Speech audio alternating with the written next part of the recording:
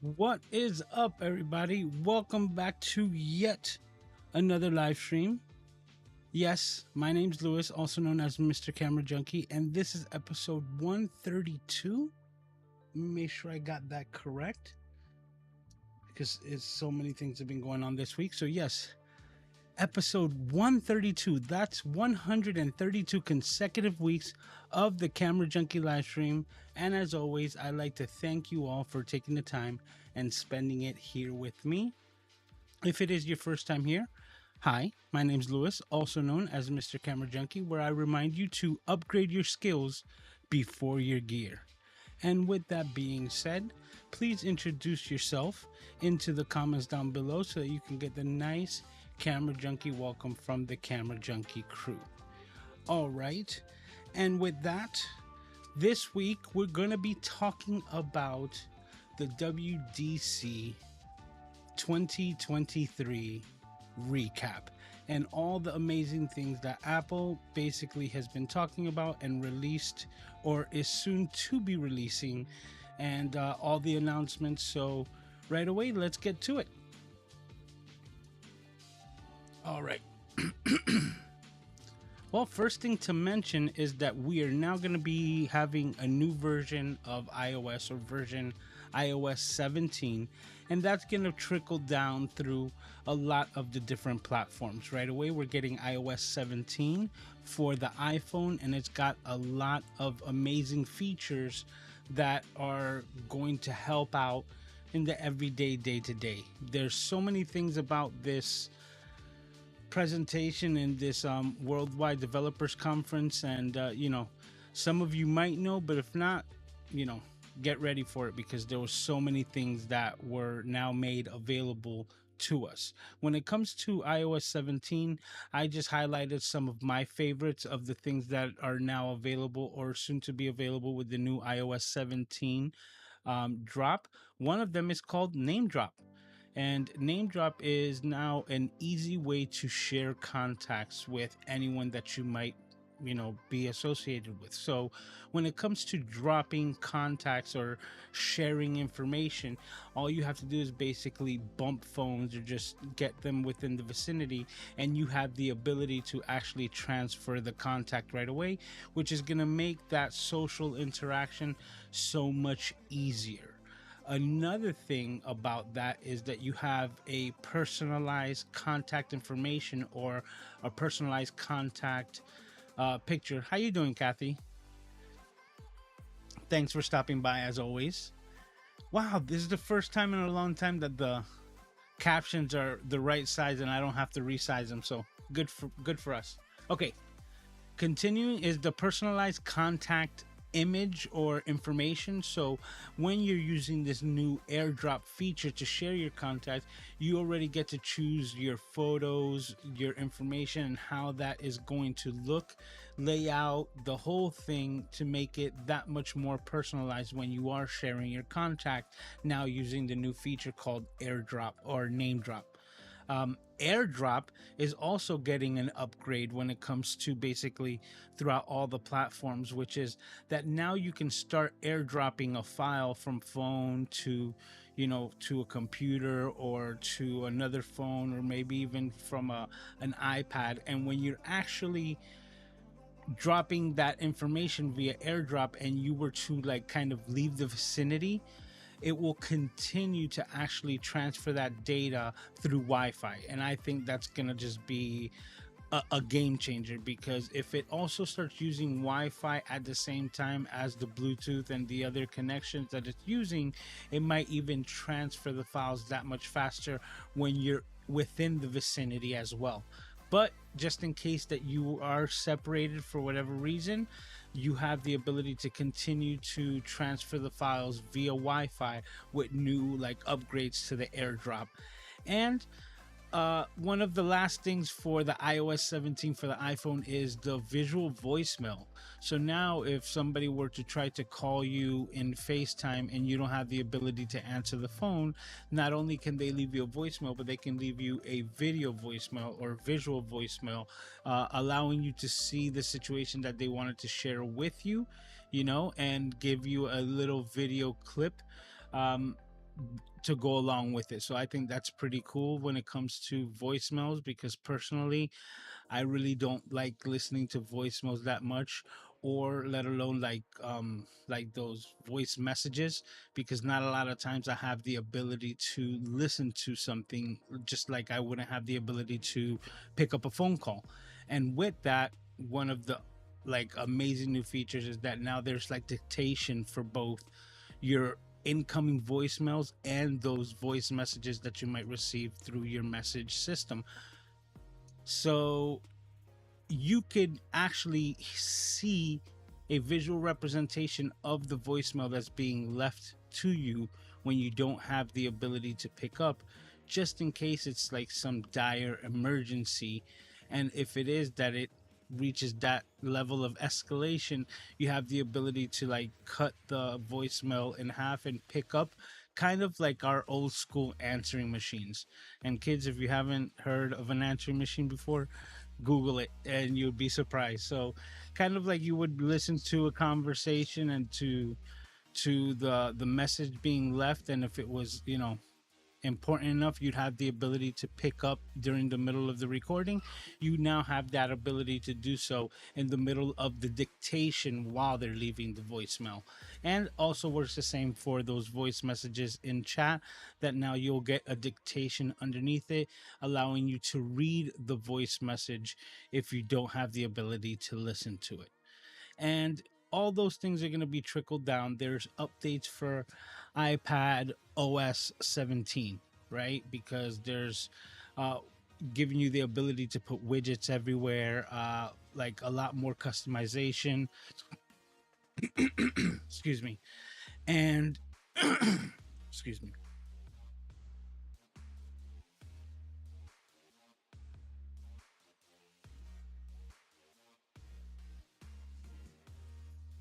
Excuse me. All right. But yeah, with the iPad, there's a lot more customization and a lot more flexibility.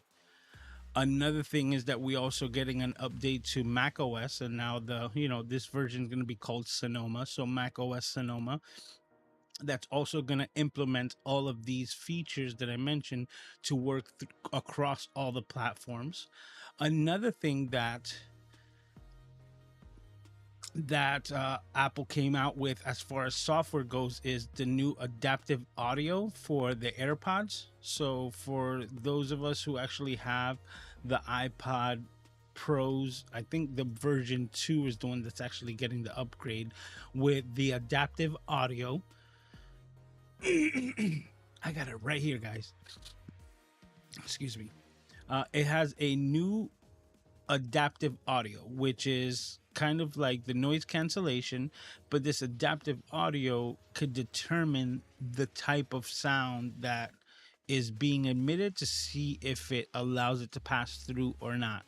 So for an example, it's almost like if you were walking down the street and you would hear some road noise, it would remove that. But if I'm understanding the technology correctly, if it's something important, like somebody starts speaking to you directly, it will, you know, lower the music. It will allow that transparency to come through in a normal tone, or like emergency vehicles, that you might still be able to hear sirens, because that's something that will be prevalent to your environment. I'm really interested on seeing how this adaptive audio is going to work, especially because I have the AirPods Pro and I use them a lot. um, I could make a video on like a year with them, because it's been, they've kind of taken over all of my audio connections, especially with the upgraded connection to the multiple devices, which is something that Apple really, you know, loves to, you know, cater to the user experience. But let's not go down the AirPods rabbit hole, because we also had an update to WatchOS, and now there's more of like a widget style form for the applications that allows you to scroll through the applications a lot faster with the crown. So as you basically just scroll the crown, you'll be able to scroll through your applications, allowing you to get through them and access them a lot easier now with the Apple Watch OS and the widgets that are now available through that. There's so many things that I can just sit here and just go down a list, but it all basically came down to this one last thing. How you doing, Richard? Richard saying hi to everyone. Saying hi, folks. Says I like the standby option. Oh, that's a whole nother thing. And that's what I'm telling you. There's so many things that, like Mac OS Sonoma. I can go down a whole conversation, an hour on just the updates that they did with the Sonoma. They have now coming a game mode because Apple is now trying to cater more to the gamer community. And one of these features is this gaming port, right? The game port. It's abbreviated GPT as well, but it's basically a game porting tool. The game porting tool is basically a kind of like the Rosetta Stone that Apple created for the old x86 applications to be like reverse usable through the new M1 platform. And now that they have that like adaptability, they've kind of applied that to games with this new game porting, how would you say it's an app, right?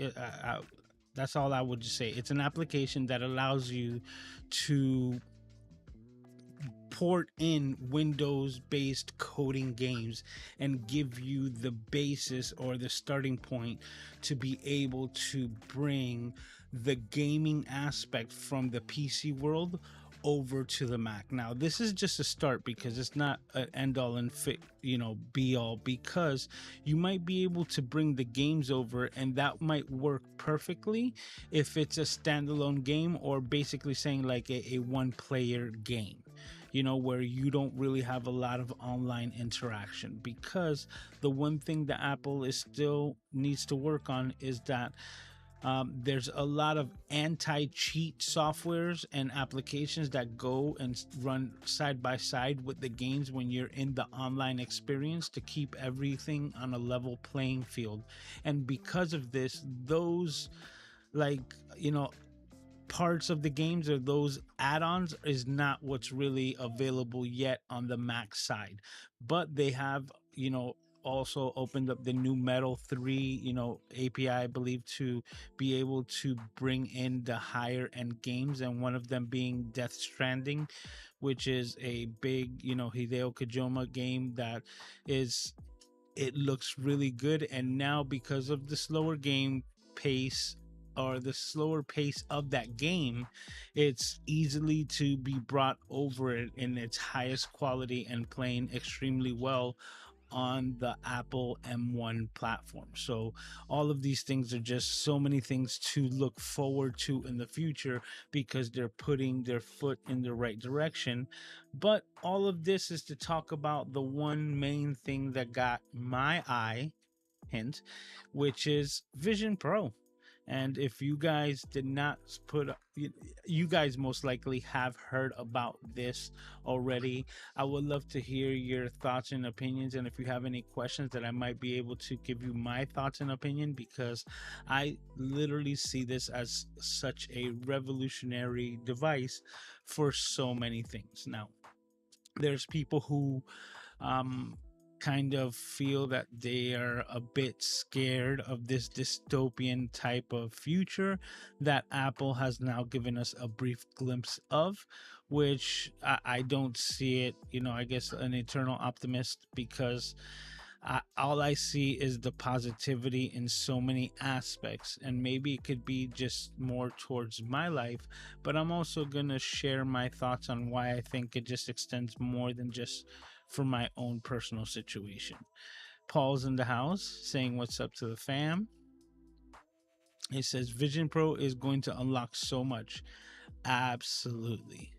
And everybody's saying hi to each other. And if you haven't done so already, please be sure to hit the like button. It goes a long way.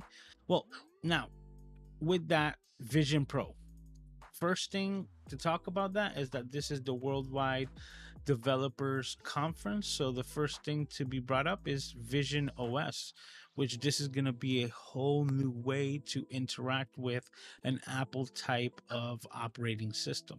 So let's just say this was a new computer that was able to just, stand alone on a desk. You basically controlling it with your eyes and with your hands, which is magical almost, right? And we do understand a little bit of the context that Apple is giving us of how they're able to do this, because as a camera junkie, how could I not talk about a device that has 12 cameras built in, right? And this thing has cameras in every direction to give you a native pass-through experience, but at the same time has two dedicated downward facing cameras that are basically just underneath, or just underneath your eyes, above your cheekbones, that are looking down, so they'll be able to capture even of the most slightest hand movements and gestures that you'll be able to create. And this is because to select anything like you would on a mouse, it is as simple as just closing your two fingers together and basically creating a loop, right? And this is now the new click. And this is what we're going to be experiencing in the future with this new Vision OS. On top of this, there's going to have a whole new world for developers creating applications in this environment, because there's going to be so many amazing ideas that are now going to be available to us. And I'm just like giggling because I just saw Kathy's comment saying Ready Player One vibes for sure. And that's absolutely right, because there's some people who look at that dystopian thing, and I will almost guarantee that there will be some type of neglect, right? And there will be some type of there will be some people that will be consumed by this, unfortunately. But it's almost like we can't back down the level of technology or the speed of technology because of the few that will trickle behind. Because whether it's unfortunately, whether it's a Vision OS or just a common street drug, there's a lot of people who are not mentally strong enough to be able to moderate themselves. But with that being said, like I said, I look at the positive things, and what I see is a whole new world of people creating in this new fully extended, computational reality, because you'll be able to share and think of things in a completely different way. And one of the reasons where I feel that I'm most excited is because Vision Pro, in a lot of ways, is the way that I've always thought within my own mind and was never able to express it. So when I tell people that I had the ability to think in 3D, is where I would be able to look at an item and graph it kind of like AutoCAD in my mind and look at it from every direction, so that you can get the comprehension of whatever it is that you're either thinking about doing or creating. And now this is a computer where it allows you to overlay that same type of 3D environment that I've been living in inside my head for years, but now in a visual representation with this piece of technology. And I don't know if that makes sense, the way that I was able to convey it, but hopefully it did, because it is something that has just got me completely enthralled. Like, I am just researching as much as I possibly can. And the one thing that I will say is that I just find it interesting that the people that have been able to try it, they almost come out like a completely different person after they've experienced this type of technology. Kathy says, I can't afford to be an early adopter, but looking forward to seeing where the Vision Pro goes, or where it takes us. That is very interesting because they also named this product the Vision Pro. So don't be surprised if in the future there might be one with less capabilities, right? Because, for example, one of the things that, and I'm just using this for example to link both points, like one of the things that people feel that they feel a little bit off about is the digital persona, and that when somebody approaches someone wearing this headset, that they'll be able to see a digital representation of their eyes so that they can feel comforted. And that really has to do with the person looking from the outside in on the user of the Vision Pro. But from my own previous experience using the Oculus when I had it with my Samsung, the biggest problem with VR systems prior to the Vision Pro is that you would isolate yourself, right? You would actually not be able to respond to the outside world because you would have the headphones in and you'd be completely immersed within your digital game or experience that you're doing. Because I used to watch like parasailing videos over Cancun, and they're amazing, and that was years ago when I was using that technology. But from my experience, if somebody were to ask you a question across a room, you wouldn't hear it. And if they were to walk into the room and ask you something, you wouldn't know where they were coming from because you were disoriented, because you were the one that were completely immersed. And with the Vision Pro, this is something, excuse me. You okay, buddy?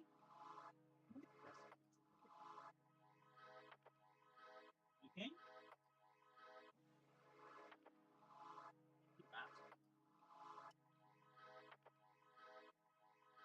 Gotta check in on Aiden. He's the boss.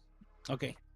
And going back to my thought, and with the Vision Pro, you are not completely just detached from your actual reality. You're using the applications, and you can be, doing everything within the Vision OS, right? And you still have the ability to see people walk in. And that allows you to orient yourself, to know where you're standing at all times, to still be able to see the desk and not think that you're completely somewhere else. And that's where the control of this device, I think, really is what's going to be the difference, because you don't have to be anywhere else. You can use all of its computational power and still be present within the space. And I see it personally as like, I don't really need people to see my eyes. And that's what I'm going to bring back, that there could be a newer version, a less technology version, maybe a version that just gives you the experience but is not projecting an LCD outwards with colors and facial persona, because that's a lot of money in tech that might not necessarily need to be there. And you can have a Vision Air, right? So a Vision Air instead of a Pro device, coming in at a lower cost, giving you the similar computational experience, but without all of the pleasantries for the outside world. And the reason why I mentioned this is because there are so many times where I have conversations with people while they're wearing sunglasses. And just because I don't see their eyes doesn't allow me to not feel heard or seen by this person, because they're wearing sunglasses and I'm not seeing their eyes directly. So why wouldn't I be able to use something like this that looks kind of just like sunglasses, where just as long as I'm recognizing you, looking at your general direction and having a conversation with you, really wouldn't make a difference whether you see a digital representation of my eyes or not. It would just be like Daft Punk, and just Daft Punk everybody, and have like this black futuristic sunglasses, and that's it. But the thing is that you're not put out. You're not completely detached because of the pass through experience that you're receiving allows you to respond in real time. And once you're there, then what the person on the outside is seeing is really like null and void. I see it like, people wear masks with sunglasses for, the lockdowns for the longest time. And people weren't seeing their faces and their mouth, but just because they were within the vicinity, they still had the ability to communicate. And that didn't put anyone off. Yet when people see a piece of technology like this, I think the creepier version was trying to put the eye pass through.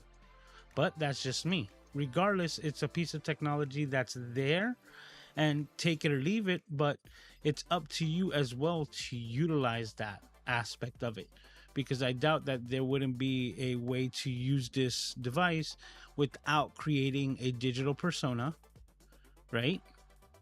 And that would be it. So if you don't create your digital persona, then there's no 3D eye pass through that you have to worry about. Hey, what's up, Kevin? How you doing? um Says, any thoughts on where this tech could take us as far as aiding people with disabilities? I was going to get to that because there's so many possibilities. Now, one of the features that I was going to mention, we have 12 cameras, 5 sensors, 6 microphones on this device, plus 2 speakers with spatial audio. So this thing is jam packed with tech, and it's basically like taking a lot of the devices that we have today in the Apple ecosystem and jam packing them into one. And one of that is that you have a 23 million pixel display, and basically, like, let's say 5K displays or over each eye.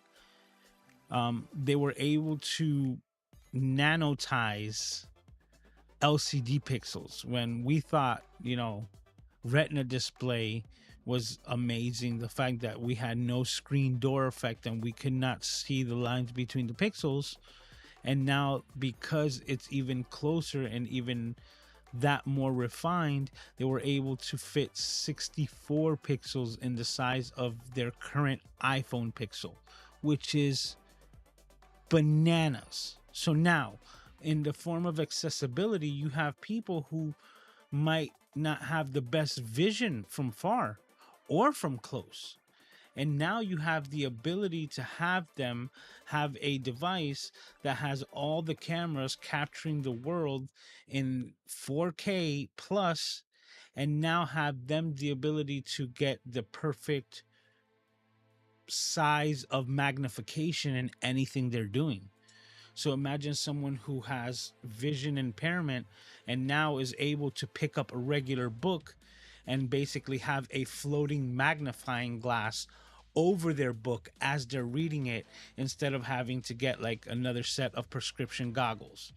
And this could be done on so many different fronts, because now let's just take it away from accessibility and just be, let's say you pick up a book in a different language.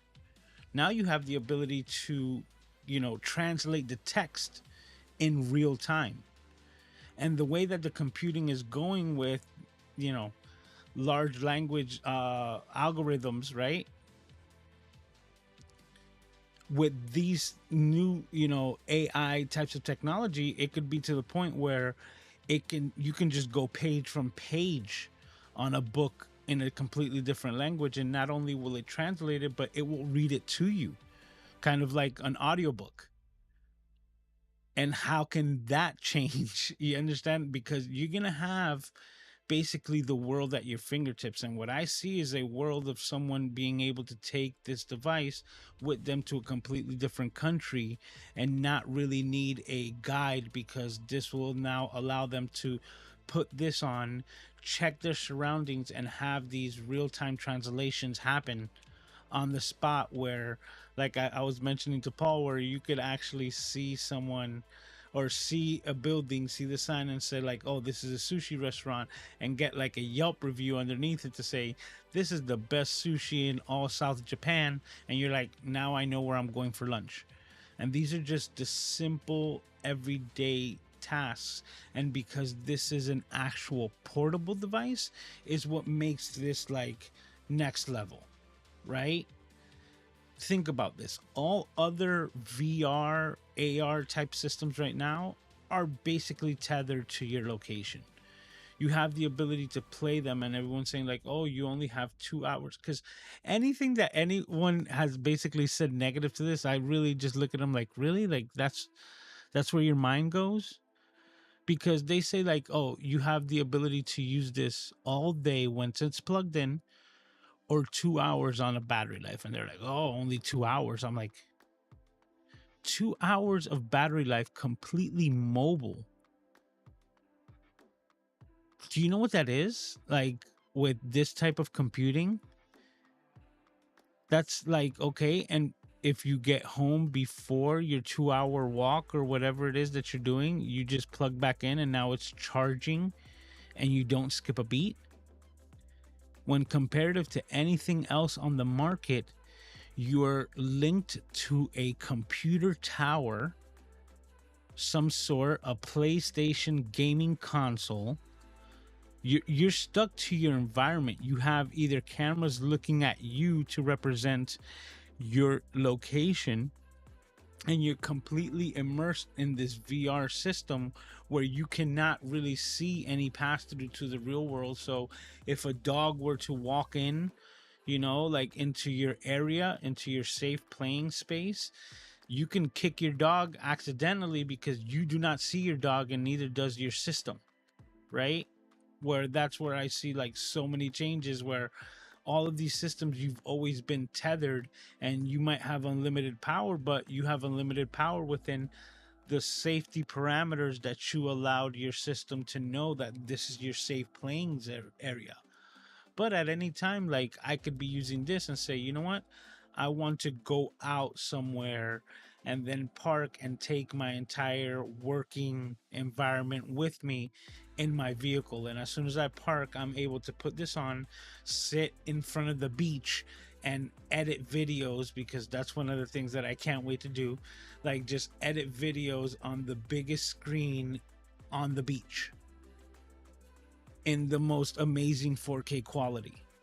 So it's like my mind is running wild with ideas of what can be done instead of the things that would be limiting with this system. And I guess that's where I'm, like I said, the eternal optimist, and always looking at like what's the best that we can do with this system. Let's check on the comments again.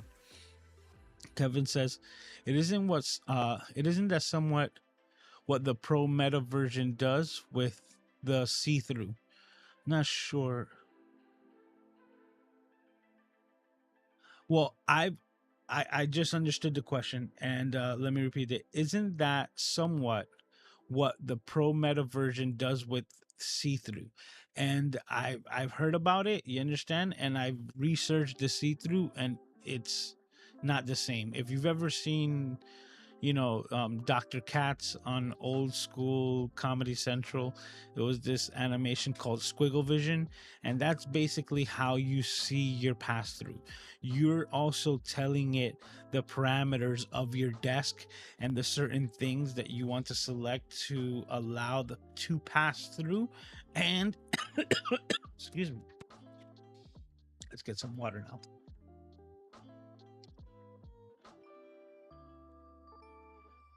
And that's where I referenced the Squiggle Vision from, you know, Dr. Katz in that show, because all the animation line would always move, and that's basically how the pass through on the meta devices have been working. And from the best ones that I've seen as of yet, that's what you're experiencing. So the simple fact that putting on Vision Pro, from what everyone has says, that, you know, there's a calibration that you need to use so that you can use your eyes to control this operating system, because that's what you're actually using. And if you haven't done so, you're still seeing the visual pass through. So it's almost like the device knows where it's at, knows how to display its environment in front of it through all of its cameras and LiDAR.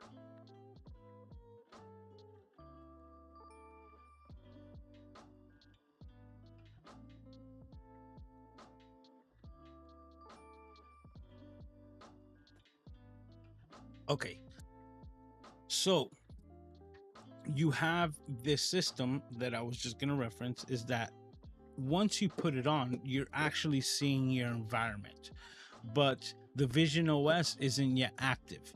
And once you want to activate it, you need to calibrate your eyes. And that's when it will prompt you through your first kind of setup, which is it's going to ask you to look at certain dots that it is placing within your environment. I think it's like 6 dots that you have to look at, and once you have focused on them, you would then pinch to calibrate to say like I'm locked in, I'm locked in, locked in, and that's about it. Because once you have that, the rest of the system is able to recognize your hand and gestures, and now it has the calibration between your eyes to know exactly where your focus point is and the depth of field of how your vision works.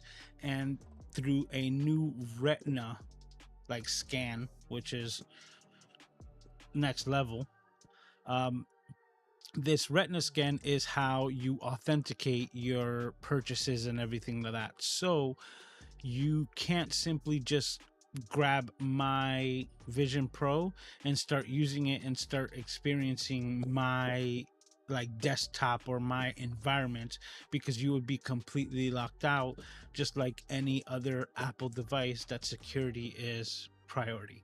Hey, how you doing, Scott? Scott's in the house, and so is John, saying good evening to the crew. Kevin is saying, with the AR VR stuff, it's a game changer for elderly, homebound adults that can visually experience different places all over the world from the comfort of their chair and bed. Yeah, and that also has to do with the design, because everyone was talking about that the battery is external, and that's because that they didn't want to make the device too heavy. In all sincerity, from my understanding of the AR devices that are available right now, a lot of people prefer to actually add the extra battery to the back of their units, because of the simple fact that it actually balances the unit out from front to back. And from someone who has like experience playing sports, you know, I can tell you, playing American football, the helmets that we used to wear are heavy, heavy, heavy, with metal chain face masks that were also very heavy. But you were also running into your opponent at 40 miles an hour, because once it's part of your head and system and it is well balanced, it's you really don't feel the weight, and it allows you to run up to those speeds, right? And that's the same thing that a lot of these units go, that they're saying they feel a bit unbalanced. But the reason why I feel that Apple designed the battery away from it is for that accessibility of being able to charge it easier, and that if you wanted to switch from, you know, like standalone being charged and going out for a walk with this unit, all you would have to do is unplug the secondary USB-C, and there would be no downtime. Because I really don't know, one second, give me this. All right, make sure Aiden doesn't get into stuff. All right. But it gives you the ability to disconnect and not turn off your system, because in all sincerity, from a complete shutdown to booting up, I don't think it will take that long. But I really don't see that this system has any power on its own that it will survive being turned on while you're changing a battery from the connection up next to it. So that's where I see that they decided to put the battery there, so that you always have like that jumper or junction point to be able to move that. And like, you know, Kevin was just saying, the ability to wear this in bed, right? A lot of the previous systems, you only could wear it in your living room while you had that dedicated time. This is something that allows you to move anywhere you like with it, moving from room to room, one of them being your bedroom. And if you're in like a lazy boy chair or a bed, you have the ability to wear this device, right? And because there's no battery on the back, it allows you to rest comfortably, instead of having a big chunkish battery unit back there lifting your head up while you're on a pillow just trying to watch a movie before you go to bed. And that's where I think that Apple really takes the experience of using any device, whether it's your Apple Watch, iPhone, computer, anything at all, and they try to maximize that user experience. So he says, Paul says, please don't let me become one of those people in Wally. Like I said, no. That's actually what I think this is trying to avoid, right? Because the simple fact that I would much rather see a future, right, where people are walking around with screens on their faces and yet they're still outdoors walking around, than a world where people are stuck indoors in a chair because the screens are just, that's the only place that they can enjoy their vice, so to speak, or their experience, or their, you know, entertainment, however it may be. But just, I can just talk about this for days, because we are talking about spatial computing, and now you have the ability, like, I don't know exactly how it works, because to all of us right now it seems like magic. I can't wait to get my hands on it, and if you're wondering, I am absolutely going to be one of the first adopters. It's already a decision that I was like, I can't wait to edit videos in this environment, especially with my situation. Because when I talk about my situation, is the space that I have here, right? I couldn't put an 85-inch television if I wanted to, right? I don't have the space or the wall space to mount it or to put it anywhere feasible. But now I have the ability to create a screen the size that I desire, right? And I'm gonna have a timeline the size that wraps around this room to allow me to edit my videos in Final Cut Pro. And I laugh because I can't wait for that, right? And that's the experience that I'm already like really psyched about, because it allows me to do that and not lose track of Aiden, right? Like, I wouldn't ever be able to wear any other type of VR because, you know, I might be liable of hurting Aiden if I don't know where he's at, or be able to cater to him if he's getting in a little bit of a predicament. Like right now, I'm making sure that he's not getting into stuff, right? Being a dad. So with this system, it allows me to get the most out of my experience and my systems and my Apple ecosystem, but at the same time, with the cameras, not lose my spatial awareness of what my son is doing.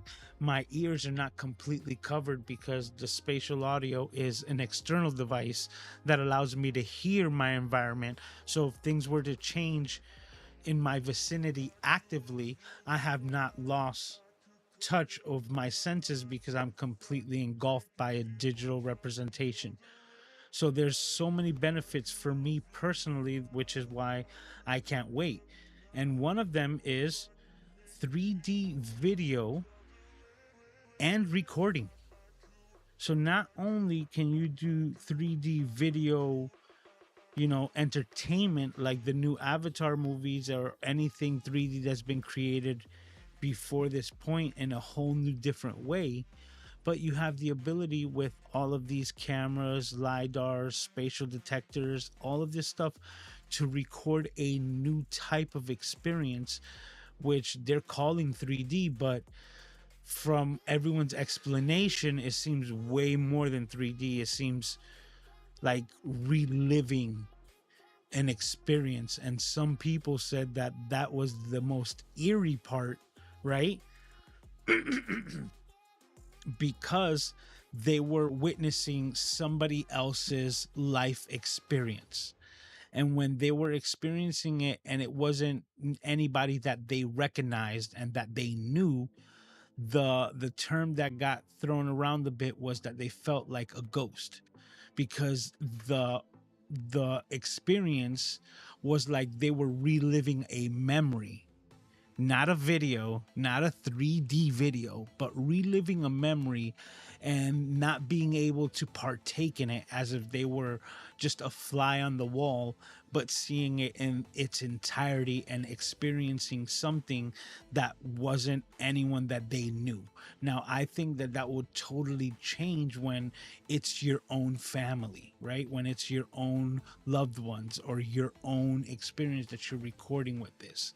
And the one negative that some people were talking about is that, oh my God, my dad is going to look so creepy wearing this headset recording my birthday party, which if he's wearing it the entire time, I could understand.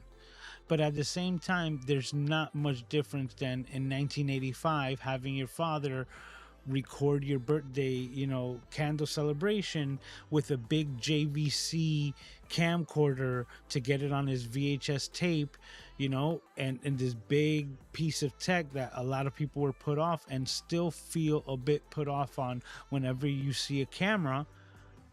And yet they're thinking that this spatial camera with the latest technology is what's going to be off-putting. I actually think that it will fit in a lot easier when someone can record an experience without being lost in the gear. And that's what this thing can do.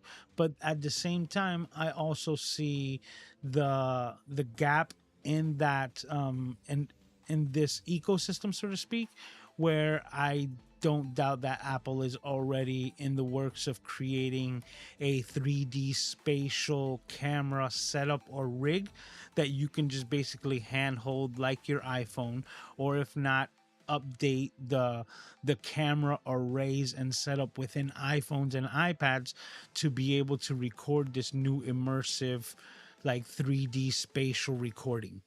And that's something that I just, as a camera junkie, I need to experience. Like, that's one thing that I'm just like, I need to figure out and know how we'll be able to not only create but utilize and then edit these new types of 3D type of recordings.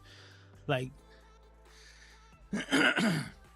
I'm already thinking that you might be able to record something in real time and then in editing be able to kind of like bullet time around the video because it's recording it with depth.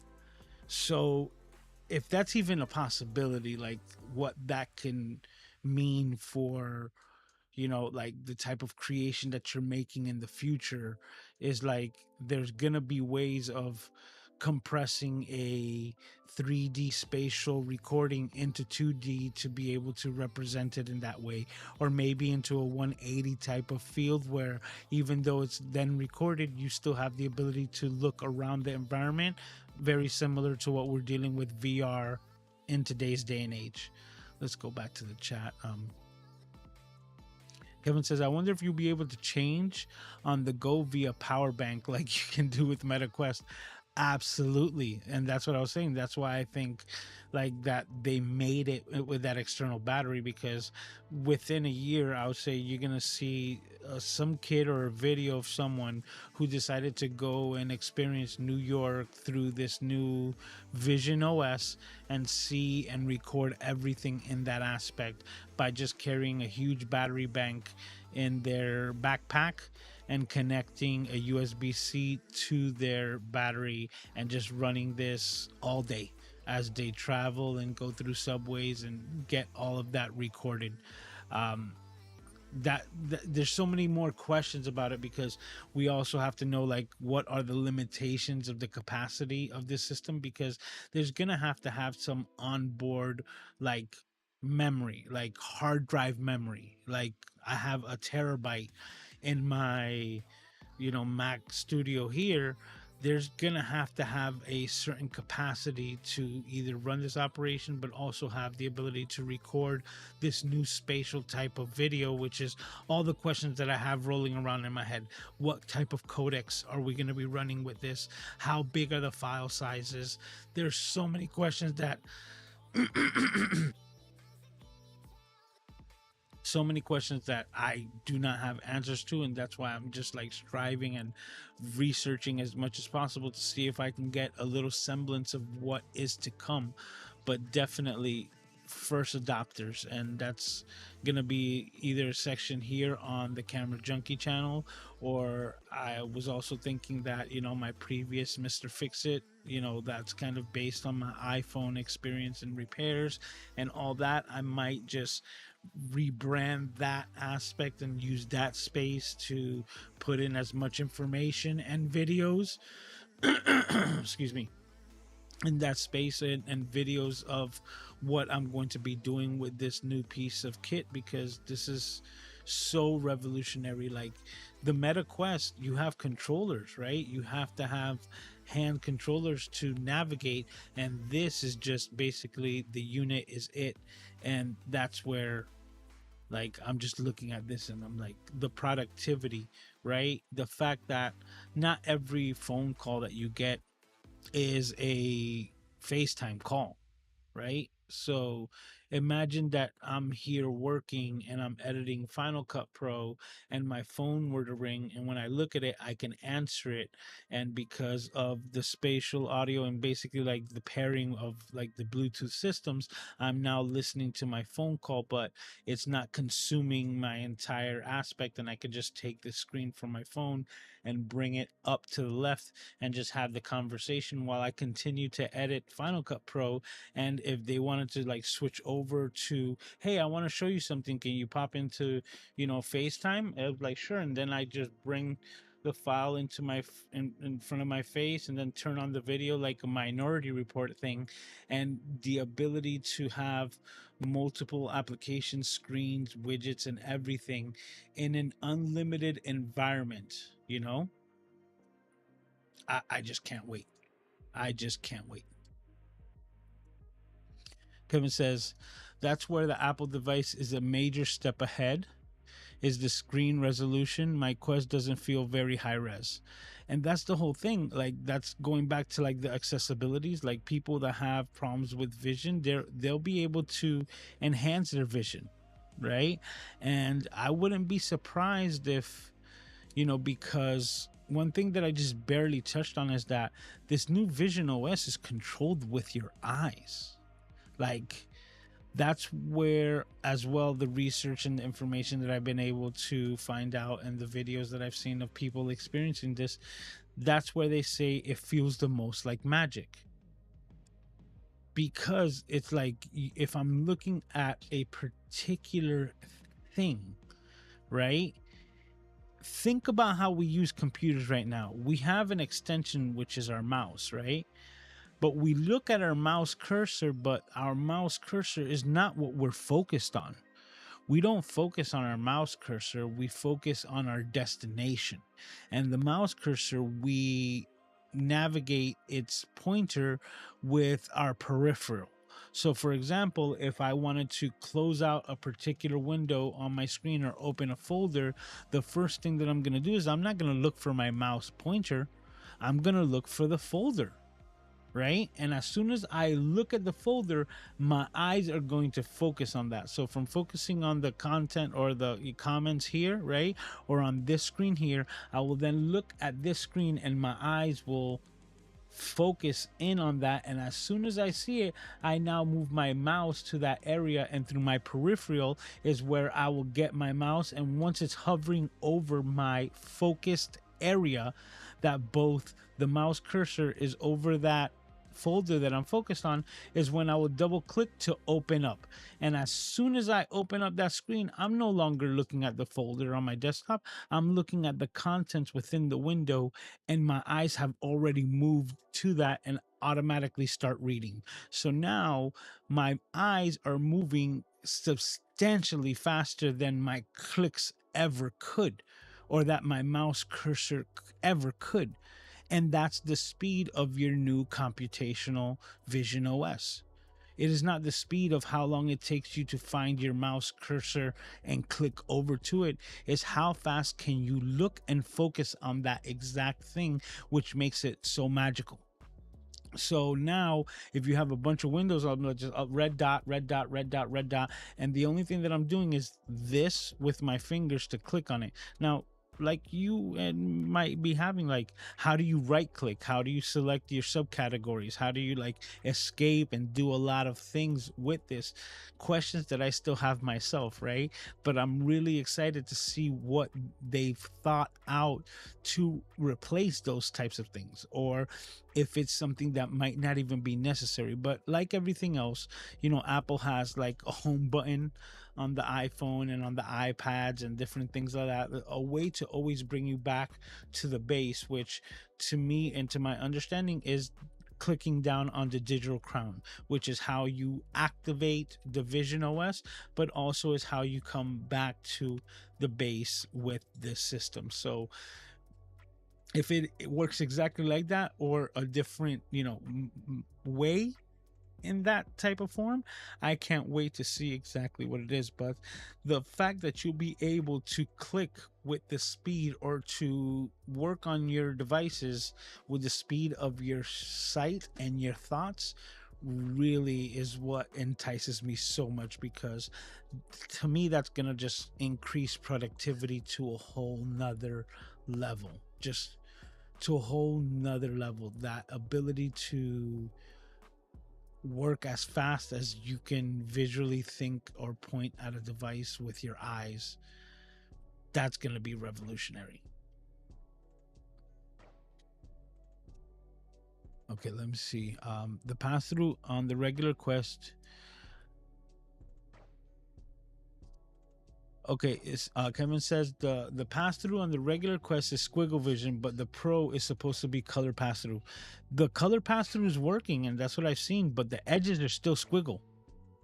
Because you're selecting the areas kind of like you're selecting the quest. But I could be wrong, but definitely, we can talk about it later. I would love to hear your thoughts on that meta, because the one that I used, the last one that I used was like, it's already been like 4 years. I think it was 2019, which was an Oculus, and there was a lot of games that I used to love playing on there because the experience of that immersion is really cool, but it was very limited to when I can use it. So like if Aiden was asleep and I knew that like nothing was around me, I'd be able to sit in a chair in the middle of a room and then put this on, knowing that I can spin around and move everywhere but not really move out of the chair, because if I stood up, I can lose my balance and kind of like lose your equilibrium.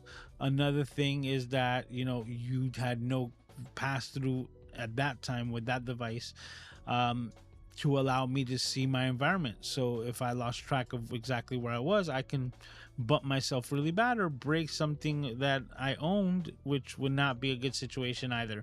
So those are the situations that didn't allow me, and from my experiences, why this is such a huge difference. But it wasn't because I didn't like the technology. And some people that um, can't handle 3D environments or get queasy, so to speak, when they're in them too long. Um, I've never experienced that. I've never been a problem with like losing, losing my lunch over equilibrium problems. But at the same time, I also know that I do not have that spatial awareness when I'm using that other system prior. And this will not only be not only will it not be non-existent, but I think it will also help out for those people who do have like that queasiness aspect with these other like meta quests, that they can't wear them for long periods of time. Some people can't wear them past 20 minutes without feeling like that, loss of equilibrium. And I think that that's where Apple is really gonna take it to that next level, when they're saying it's like something of like less than 12 milliseconds of latency, and that you really don't see latency within the system itself. That is so minuscule, the pass through, that it feels like it's exactly real time, which is just kudos to them. Kevin also says the OEM Quest strap is garbage, but I added an aftermarket one that has the battery in the back, and it's absolutely a better experience. I can hot swap batteries and play untethered 24/7. You see? but untethered to what extent? Because that's what I'm saying. Like the system is still dependent on your computer or like your gaming console. So it's not like you can just go outside or without range and still have that experience. There are limitations, but I do understand, and that's what I was telling you. Like, probably you can confirm that having the battery pack and having it like even out the weight distribution, it kind of lifts all the weight from it being front heavy on these systems. Because believe it or not, I did the same thing on my Oculus, and it was just a pure like shot in the dark that I had one of these like external batteries, like a battery bank. And what I did was I put a clip on it and would run the USB to the Oculus to keep it powered up. And I would do that, and then I would just put it on the back and hang it there. But like I said, I wasn't laying down. I wasn't doing a lot of different things. And because I was sitting down in a chair, it made it a lot easier just because it balanced out the weight and making it not so much front heavy. But still a cool experience to me. Like, I saw the place for it. I just really couldn't take the most advantage of it. Kevin says, I'm really excited to get some of those 360 videos from Yosemite and Disneyland and look at it in my Quest headset to see that experience is like. That's one thing. I think I mentioned it here as well not too long ago, that there was a program where it was like NBA courtside that I was using my Oculus Quest with. And that was one of my favorite applications, where I was able to watch NBA games as sitting in the best seat in the house, right dead in the center. Like if I was standing, like if I was playing a pickup game and I was like, yo, I got next. I'm like watching them like this, like if I was at the park, and I'm like, this is just so incredible. And if at any time I wanted to, I can switch my vision to behind the backboard so that I can see replays and experience the whole thing like live, but having the best seats in the house because I was able to choose from like 6 different locations. And with that, it just disappeared. And I remember from one day to the next, like the next NBA season, it wasn't there. And I was like, what happened? This was like the best. What happened? And that program, that company that was providing that system was bought out by Apple. And that was something that I learned not too long ago. And that's what I was like, Apple really is coming out with this new VR headset, and still left in shock because they went above and beyond anything that I was expecting. I would be expecting a better version of the Meta Quest, and this is just leagues and levels beyond it, man. To my opinion, like, I have never felt so compelled with my previous experiences on the Oculus to be like, this is the piece of tech that's gonna take it to the next level. And I'm not just trying to be an Apple sheep or anything like that, but this is so far beyond that. This is like just Ready Player One. We will see within 5 years that people are going to be wearing this outdoors all the time as they walk around from location to location because they're on a phone call. You understand? And they're just talking down the street, having a phone call as they're walking to their next destination, walking to Starbucks. And it's going to be commonplace because a lot of people in these cities, they're not 2 hours away from their next destination, So they're not going to stop their, Discord call or conversation. They're not going to stop their phone call. They're not going to stop their video. They're not going to stop anything. They're going to push it off to the side and keep walking. And this system is going to be something that you see commonplace within the next 5 years. And I'm just I'm calling it now because it is that much of a transition. And that's why, no matter with all the investments that the VR systems have gotten to right now, it's always been home based, and you've never seen it out in the streets, like out in the wild, which is what we will be seeing, whether it's through an extended battery pack or just somebody taking a quick stroll to get a latte at Starbucks. You will start seeing these like commonplace because is been Appleified, right?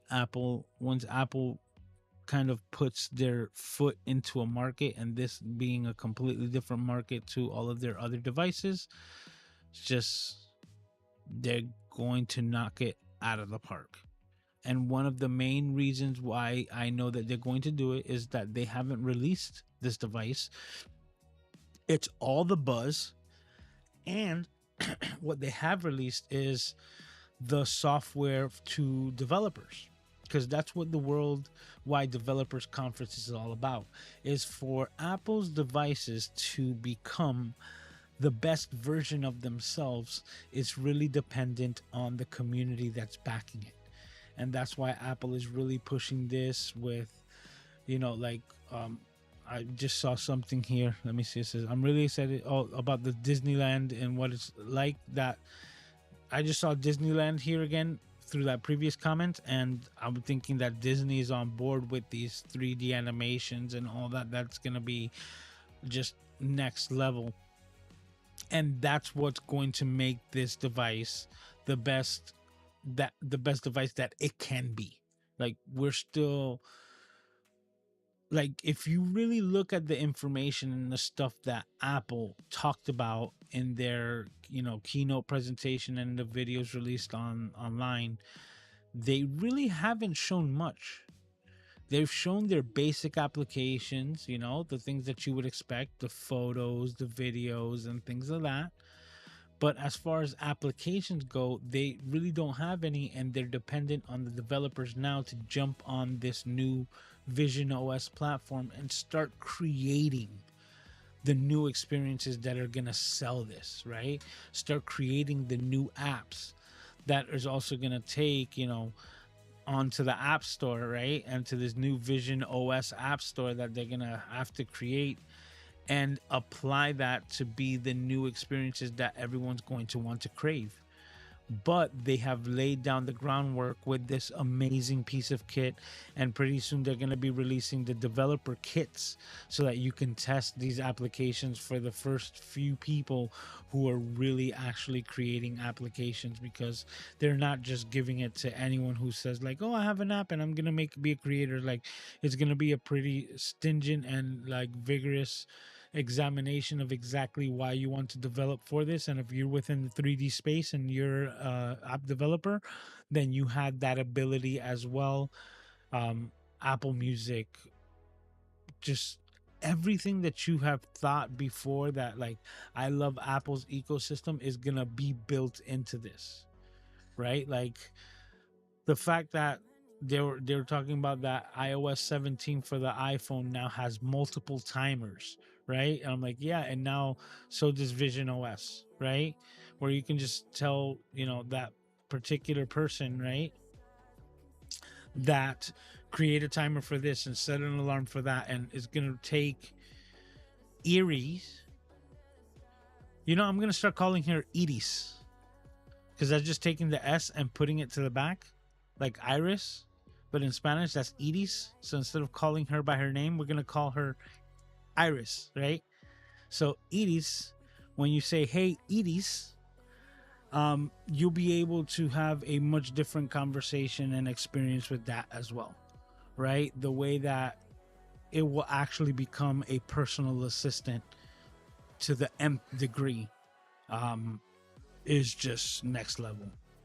I just can't get over it. The fact that you'll be able to look at your computer or your MacBook Pro and then open up the applications and make that screen as big as you want, and everything done wirelessly, right? That there's no actual connections. And that's where I really have to see, that's on a personal note, not only investing in the Vision Pro, but seeing what other things I might have to get to cater for it as well. Because, to be a bit frugal, I said I really don't need the MacBook Pro laptop. Excuse me. And I spent my funds on the studio, and I'm very happy with the studio. But will I be able to look at my studio with the Vision Pro the same way that I look at my MacBook and have the screens pop up? Right? Does the studio have that same type of capability? that like maybe I can just take my studio, right, with me on the road with the Vision Pro and just turn it on, and once it's on and it has no displays connected to it, I can look at it and it recognizes the connection, and then boom, it gives me a display. Because if so, that's next level, right? Or to get the displays to work on it, that's when you actually have to physically plug in via USB-C to not only power it up but also give it like the display connection. Or is it as well completely wireless? Like, I have more questions than answers, as you can tell, people, because my mind has run away with me on the possibilities and how all of these things are going to be like woven together. Because if it's one thing that I confide in Apple in, is that they know how to integrate the systems to work together. Like, one of the first things I thought of is like, people are going to be using this on planes all the time and be like, oh, it's going to be so weird, people wearing this on plane. I'm like, people go to sleep with eye covers and headphones and masks on the plane all the time. Now to see somebody working within a space and be able to actually be productive on a plane instead of being cramped, right, like on a keyboard, or the fact that maybe that's all they need to carry is a wireless keyboard and a trackpad, is oh, there's so many things. Like, they demonstrate this lady using it in a basically empty hotel room, which is like just so ideal to be able to go anywhere. And just think about that. Like, that's the way that I see it. I'm like, let's say I'm traveling, like I'm gonna be traveling for creator camp. So if you haven't signed up, please do so. And Paul, if you're still here, drop the link in the chat. I would appreciate it. Yeah, to say that as I'm traveling, and I can just chill at the beach and park, open up, the car door, hang out, and watch a movie from the trunk of my car, like I'm at a drive-in, with the best weather, best location, and I'm not bothering anyone. And there's no setup involved, right? Like, oh, it's just, and I guess I'm thinking about it as, and to be honest, as a one-man band, right? As a single user, because at the end of the day, that's the one thing that the Oculus Quest, that the Meta Quests, and all these things, that they isolate you. And that's what the other people around you don't like, right? That, like, oh, when you get in there, it's like you're lost. It's like you're not even around. And that's where this, I really think, changes it. Because if somebody were to walk in and see you wearing this, you'd be able to recognize them the same way they'd be able to recognize you, ask a question, and move on from there, compared to just be completely at a loss because of the fact that they don't understand what it is that you're doing, or that you cannot, like, spatially recognize where they're at. So many. Look, we're already 15 minutes past the hour, and I haven't even gone through all of the things that I wrote down. Like, yeah, because I didn't even talk about the fact that this Worldwide Developers Conference, I've mentioned operating systems for all the systems that, or all the ecosystems that Apple has, right? I talked plenty about the Vision Pro, which I can just continue to talk. And I did not even mention that they came out with a new 15-inch MacBook Air M2. They updated the Mac Studio to M2 and M2 Ultra, right? The M2 Max and the M2 Ultra. And then on top of all that, we even got the Mac Pro M2 Ultra with 6 PCI Generation 4 slots, allowing you to expand, whether it's USB ports, extra memory, a lot of different things that is now available. And the computer that everybody's been waiting for, the cheese grater replacement M series Mac Pro, got totally sideswiped by this new Vision Pro. It is that mind blowing. And thank you, as always, for hanging out here with me and allowing me to share my thoughts and my feelings on this and so many different amazing things that we have the ability to experience in today's day and age.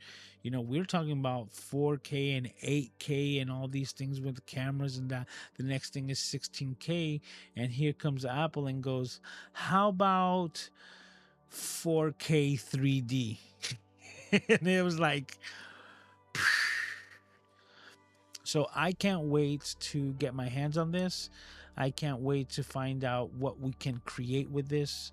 I can't wait to see how it computes, how it records, how it displays, how it plays audio, how it does all of the things. And if you're interested in finding out, make sure that you like and subscribe and get, up to date, because this is something that I will definitely be touching on a lot within this channel, and I might even create a whole nother one dedicated to it. To me, it is that big, and it's something that it's big enough that it's worth its own channel. So yep, with that, let me check on the rest of the comments from everyone here. Says there are certain apps that work with your hands and no controllers. With Quest, it's different. Hand monitors for different clicks and menu choices. Okay. Revolutionary. That's right. It would be. Saludos. How you doing, Spatia? How you doing? Says only time I had spatial sickness is when I was playing the no gravity space station game. It was terrible, instant stomach turn. Oh, very interesting. Says the Quest 2 can go anywhere with no computer or console, just not outside because there's no IR sensors that work properly outdoors. Okay, but then it's still the same thing. So even though it's a standalone system and that's the Snapdragon one, I'm guessing, right? The Quest 2, you're still dealing with sensors and things like that. Like you can't go outside with it, even if it's not connected to a computer. Paul says they should give them to every air passenger and show them snakes on a plane. It says the in 3D. I love it.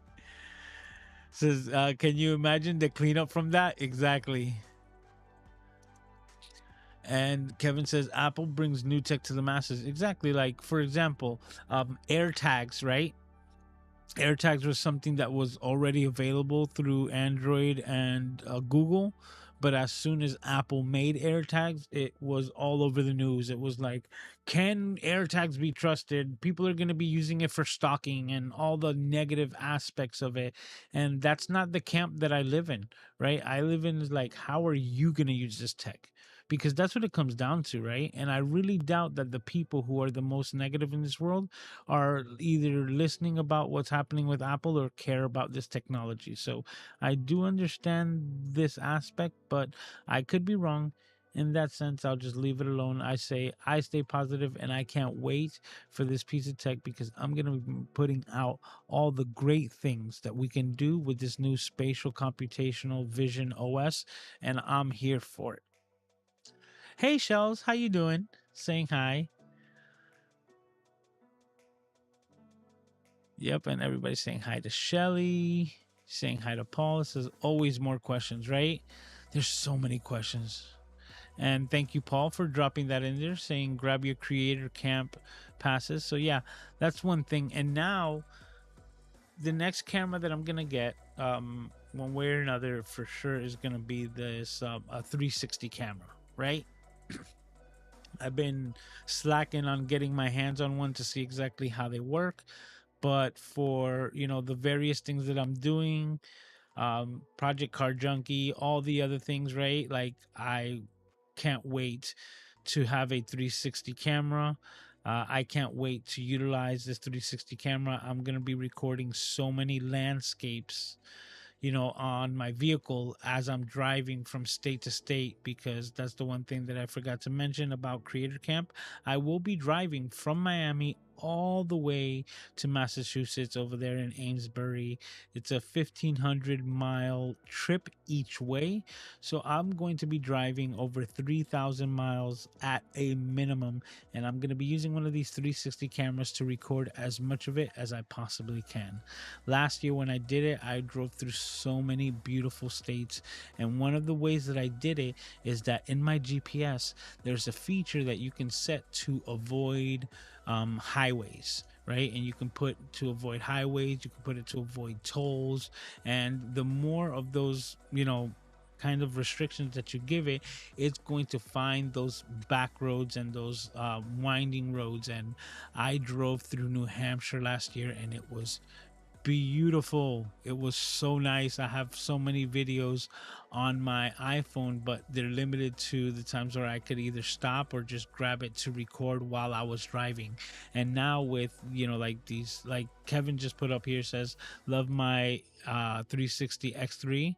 I only had it a couple of weeks. That's the one that I'm gonna get. Like the X3 is just no reason to get anything else. So with that, I can't wait to get that Insta360, right, and put it on my car and just start recording as I drive, and kind of have it record so many different times of day that I really wanted to, like, be driving down the coast during like a sunrise or a sunset.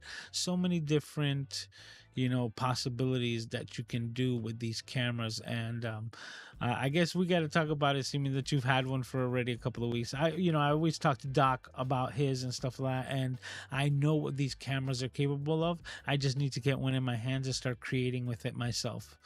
Oh, my fave tech is in here. He says, we won't know until the tech comes out, really experiences how it will be like. Well, there's gonna be virtual experiences, so to speak, right? and let me clarify what I mean by that. There's gonna be virtual Vision OS experiences. So don't be surprised that a lot of people that are going to be creating, applications right off of the rip, right? Like the first applications that are going to be coming to Vision OS are going to be some of the creators that already have either created games or applications for the Meta Quest, for the Oculus, for all the other ones, and now being able to port those over into the Vision OS. And that's the first step that I'm going to see. Like, we're going to be adapting the spatial type of content that we have currently into this tech, and that's going to be the first wave, right? The 180 type videos that already exist for like Google Cardboard and that type of experience are going to be the first things that people are going to be experiencing with this new setup, until they start getting those developer units in their hands to really try out all of the spatial type of capabilities and programming that you have with these systems.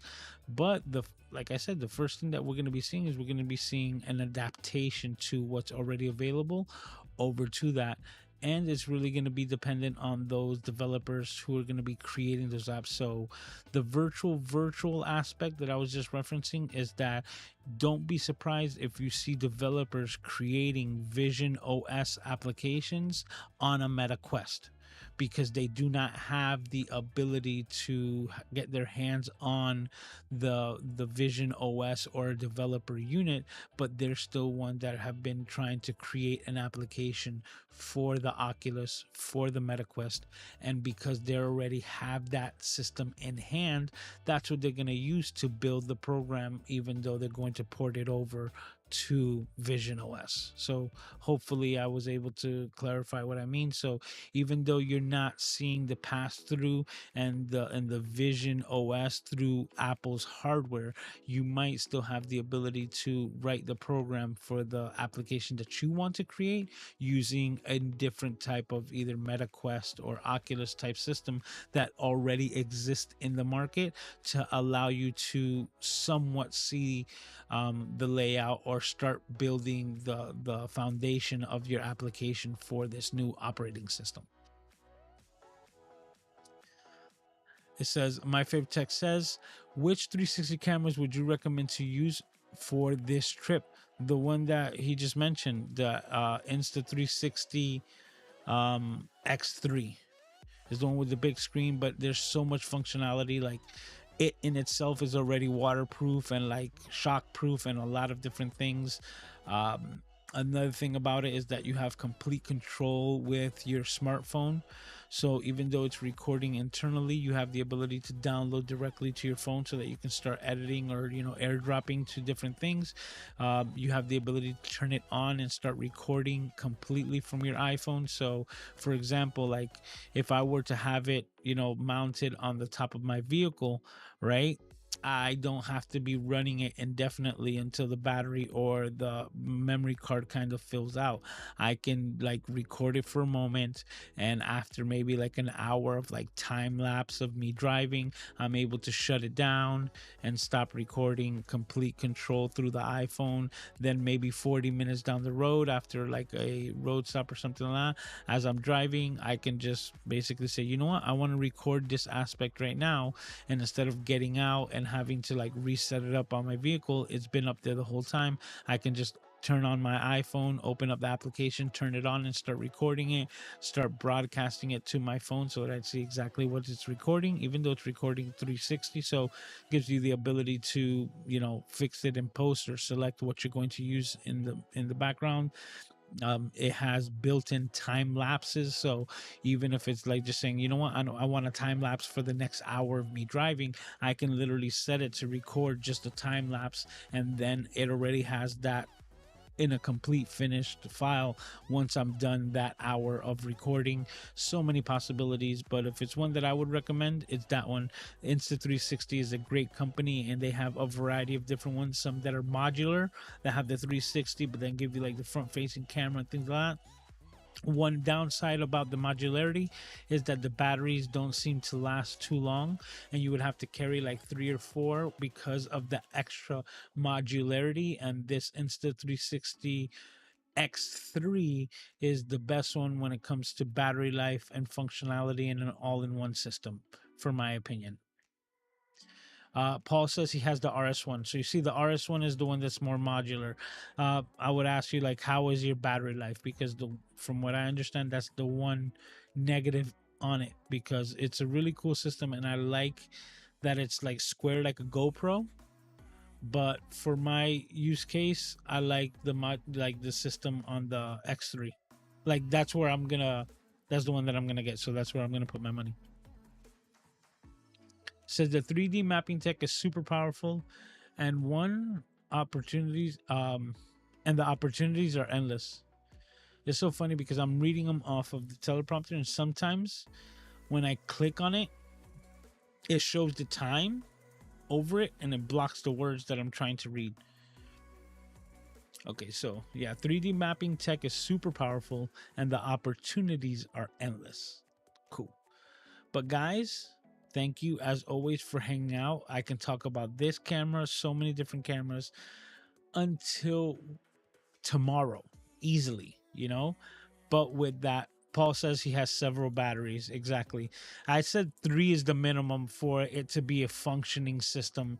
And with the X3, I think you can go with just one, and if you have an extra one, which is my plan, like you're pretty much set for the day, you know. So just from my own research and asking around. So thank you for that bit of information. As always, camera crew, you guys are the best. You guys make this the best experience week in and week out. And if it was your first time here, well, if you liked it, just know that next week, Saturday, 10 o'clock p.m. Eastern Standard Time, we're doing it all over again right here, the same channel, same place, Camera Junkie live stream every Saturday, 10 p.m. Eastern Standard Time. And I can't wait to see all of your smiling faces right here when we do it all over again. Next week will be episode 133. Boom, 133 consecutive weeks without skipping a beat, and I can't wait to see all of you here. Take care of yourselves and each other, and I will see you next time. Talk to you.